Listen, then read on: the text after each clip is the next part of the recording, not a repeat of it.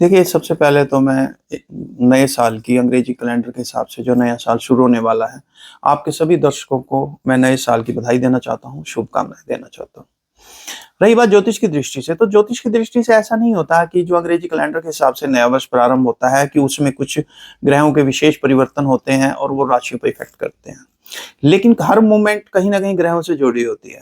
तो ये जो अंग्रेजी कैलेंडर के हिसाब से इस बार नया साल प्रारंभ हो रहा है, इस समय चंद्रमा अपने उच्च बल में होंगे, जो कि कहीं न कहीं इस ओर से इशारा कर रहे हैं कि समाज में अर्थ का फ्लो देखने को मिलेगा, यानी समाज आर्थिक रूप से मजबूत होगा। क्योंकि ज्योतिष में ये माना जाता है कि चंद्रमा जब उच्च बल में होते हैं, उस वक़्त अगर कोई भी घटना होती है, तो उसमें चंद्रमा का उच्च बल आता है और जो वो धन की दृष्टि से हमेशा नगद धन की दृष्टि से बहुत ही अच्छा साबित होता है। और ये गुरुवार का दिन है, गुरु और चंद्रमा का कनेक्शन वैसे ही कुंडलियों में भी गजकेसरी योग का निर्माण करता है। तो बृहस्पतिवार भी के दिन आना और चंद्रमा का उच्च बल होना, गुरु की वाइब्रेशन और गुरु की ऑरा उस सारा दिन रहेगी, वो शुभ फल देने वाली रहेगी। तीसरी दृष्टि ये भी है कि अगर हम अंक ज्योतिष के हिसाब से देखें तो सन 2026 इसका अंक 1 बनता है और 1 अंक का मालिक सूर्य होता है और सूर्य निरोगिता का मालिक है। तो इस साल में अगर अंक ज्योतिष की दृष्टि से भी देखा जाए तो वो कहीं न कहीं निरोगिता की ओर इशारा करता है ये इस वर्ष। तो जैसे 2025 में तो बहुत सी घटनाएँ अजीब-ओ-गरीब देखने को मिली, समाज के अंदर भी शांति का अभाव देखने को मिला, तो शायद 2026 के अंदर ऐसा ना हो।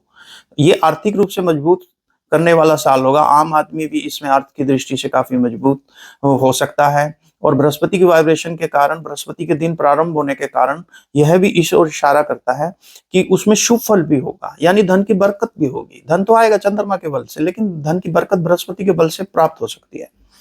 और सूर्य के बल से कहीं न कहीं सूर्य का अंक होने की वजह से ये निरोगिता वाला साल भी होगा। इस वर्ष ऐसा भी हो सकता है कि विभिन्न बीमारियों के जिनका आज की डेट में इलाज नहीं है, 2026 में उनकी मेडिसिन आ जाए।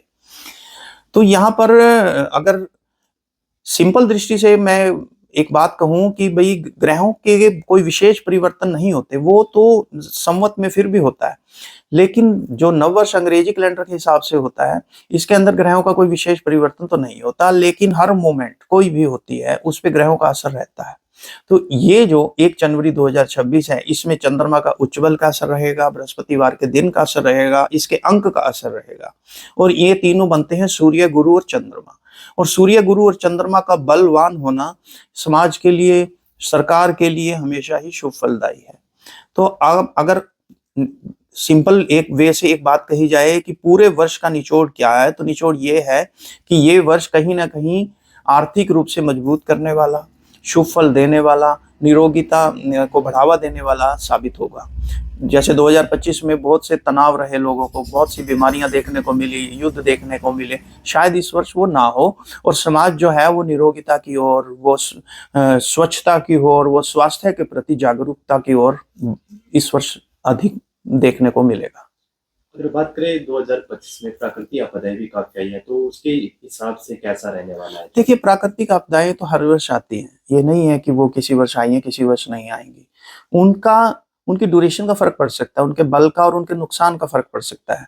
तो 2026 एक दृष्टि से तो पूर्ण रूप से शुभ साल साबित हो रहा है। तो अगर हम कहें कि सामान्य मोमेंट्स में तो हर चीज जो पॉजिटिव होती है उसका कहीं ना कहीं नेगेटिव इफेक्ट भी पड़ता है। तो 2026 में ऐसा नहीं है कि कोई प्राकृतिक आपदा नहीं आ सकती, लेकिन कहीं इसमें मेजॉरिटी जो रहेगी, जो इस पूरे वर्ष का जो निचोड़ रहेगा वो पॉजिटिव ही रहेगा। वो समाज को कहीं ना कहीं निरोगी करने वाला, आर्थिक रूप से मजबूत करने वाला और भाईचारे को बढ़ावा देने वाला साबित हो सकता है। आपका परिचय?